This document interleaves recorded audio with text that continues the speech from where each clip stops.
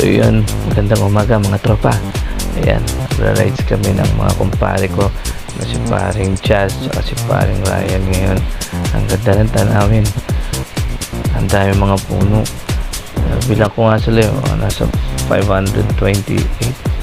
Tapos meron tatlong maliit, so 1.5, 3.5, basta ganun. Tapos yun, nagmumotor kami dito sa Cainta Rizal kasi masarap pala dito, malamig, ganda ang tanawin. Tapos ang dami nagja-jogging ng mga babae, pero hindi namin pinapansin kasi masama yun, magalit ang aming mga asawa, kaya nairap kami. Tapos tuloy-tuloy lang kami ng pagmumotor. Yan, ang ganda ng mga tanawin dito, mga puno, tapos yung dawa, ang ganda. Pwede ka palang mag-tent dito kung ayaw mo, mag-night ka naman. Gandang joke, pero hindi. Tapos meron din mga kwarto doon sa pinuntahan namin. Tapos sabi ko, Ryan, masarap pala ang hangin dito. Sabi niya, bakit sa akin parang ang bango? Sabi ko, nakamas ka eh. Sabi niya, ay sorry. Yan, tapos paring Jazz, yan, nagmumotor din, sabay namin. Halos magpaparaba na kami ng buhok, pero mayaman siya, kaya hindi ako lalaban sa kanya. Tapos yun, ang ganda ng view ng paligid, lalo na dito sa titigilan namin dito. Ang ganda ng view.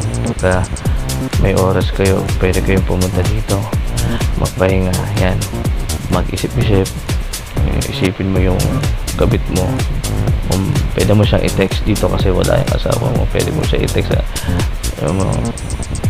baby, kung nandito ka, ang ganda ng paligid, tapos mahal kita ngayon kasi hindi mo kasama yung asawa mo.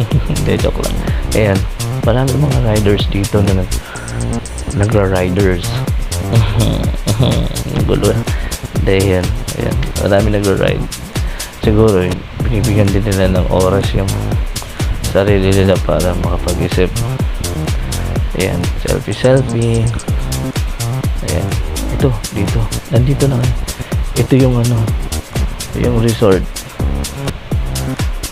Ang ganda ng tanawin, yung mga bata pwede mag-tent. Tapos ayan, parang picnic, yung ihaw.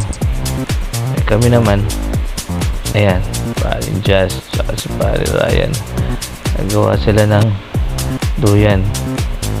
Tapos parang may sa baba, apoy, lulutuin na yata. Tagalian namin. Tinan mo, ang baba na tali. Talaga to si paring Jazz, may plano talaga to kay paring Ryan. Lulutuin yata niya to eh. Oo, sabi niya sa akin kasi kanina, pero ka lighter? Sabi ko, ba saan? Tapos tumingin lang si Jazz sa akin, tapos nakangiti. Sabi talaga to, lulutuin. Hindi ba pwede yun? Magkumpare kayo eh, masama yun. Tapos sabi niya, Sherwin, bakit? Kasi wala daw silang tulog. Sabi ko, sabi nito, medyo puyat daw sila, so daw sila, iitip daw sila. Sabi ko, sige, maglalakad-lakad muna ako dito, basta gigisingin nila lang daw mga 11 daw.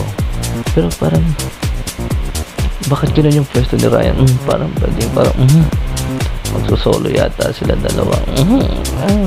Bakit gano'n? Bad yun. Kasi ako naglakad na lang ako pupunta sa Milawa. Tapos tingnan ko na lang yung waters and the soils, and there's I think there's a little crabs in there, but I don't want to count them because there's so many. Dalawa, may dala ng baby oil si Ryan. Bahala kayo. So maraming sasakyan, and the trees, and also the kalat.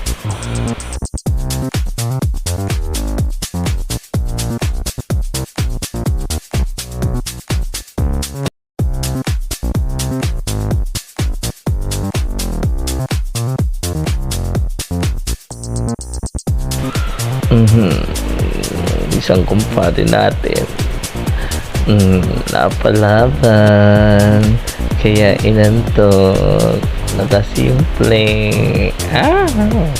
Good night, Chirpa. Bye-bye.